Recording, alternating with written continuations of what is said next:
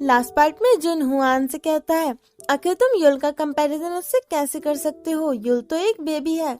जिस पर हुआन कहता है, मैं हेसोंग को पसंद नहीं करता, वैसे भी वो एक लड़का है।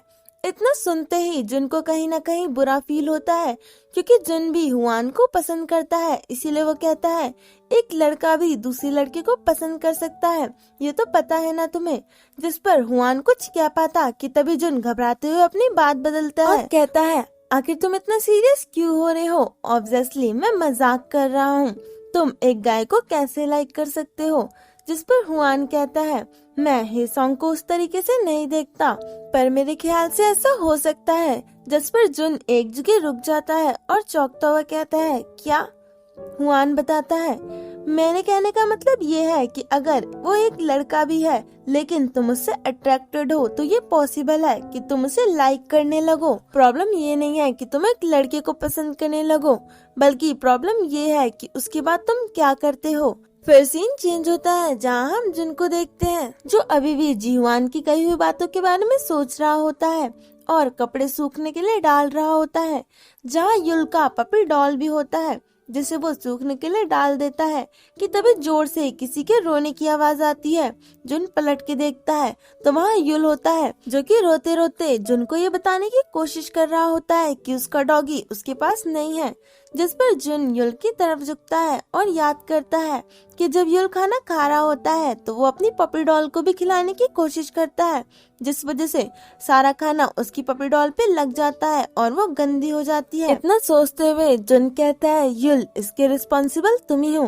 कि तभी जीहुआन पीछे से आता है और युल के सर पर हाथ रखता हुआ कहता है, डॉगी तुम्हें बहुत पसंद करता है, उसे पता होगा कि तुम खाने के बाद शावर लेते होगे, इसीलिए वो जरूर तुम्हें कॉपी करना चाहता होगा।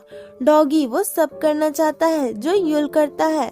मैं तुम्हें बात करवाने में हेल्प कर देता हूँ, लेकिन डॉगी तो अकेला पड़ जाता होगा, इसीलिए मम्मी ने उसकी हेल्प कर दी। हुआन की बात सुनते ही युल चुप हो जाता है कि तभी जुन कहता है, तुम्हें मुझे अपनी इस फेरी टेल का पार्ट नहीं बनाना चाहिए था, ये कितना अजीब है। जिस पर हुआन कहता है, ठीक है, लेकिन मेरा क्या? प्लीज मैं तुमसे विनती करता हूँ कि युल की फेरी टेल को डिस्ट्रॉय कर मुझको परेशानी में मत डालो। इतना कहते हुए हुआन युल को गोद में उठा लेता है और कहता है, वैसे भी मैं युल को अपने साथ लेकर जा रहा हूँ। जिस पर जुन कहता है, आखिर तुम हेसोंग से मिलने जा रहे हो तो युल को क्यों लेके जा रहे हो? जिस पर हुआन कहता है, ताकि तुम अपना असाइनमेंट आसानी से पूरा कर सको। कि तभी जुन कहता है, वो तो मैं कब का सबमिट भी करवा चुका। हुआन कहता है, तो थोड़ा ब्रेक ले लेना। जिस पर जुन कहता है, वो तो मैं हमेशा लेता हूँ। इतना कहते हुए जुन कपड़ों की बाल्टी उठाकर लेकर जाने लगता है और कहता है, तुम युल को मेरे पास छोड़ दो, बाहर इसे संभालना आसान नहीं होगा। जिस पर हुआन कहता है, कोई बात नहीं, हेसोंग बच्चों को संभालने में बहुत अच्छा है। इतना सुनते ही जुन जल्दी से कपड़ों की बाल्टी छोड़कर हुआन से युल को ले लेता है और कहता है, हेसोंग चाहता है कि वो तुम्हारे साथ ड्रिंक करे, तो क्या तुम युल को बार में लेके जाओगे? इतना सुनते ही हुआन कहता है, नहीं ऐसा नहीं है, लेकिन क्या तुम युल का ख्याल अच्छे से रख लोगे? जिस पर जुन हुआन को जबरदस्ती भेजता हुआ कहता है, तुम बिल्कुल भी चिंता मत करो, मैं युल का अच्छे से ख्याल रखूंगा, तो तुम अब जाओ यहाँ से। जिस पर हुआन कहता है, ठीक है, लेकिन जो भी करना हमेशा युल के पॉइंट ऑफ व्यू से सोच कर करना। जिस पर जुन अपने मन में सोचता है, ये सबसे डिफिकल्ट पार्ट है।